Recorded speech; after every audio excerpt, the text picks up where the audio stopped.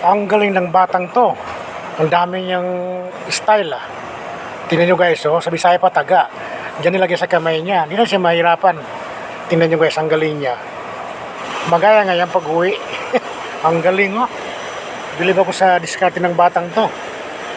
Tingnan guys, ang galing niya manghuli ng isda oh. Magaya nga yan, tingnan nyo.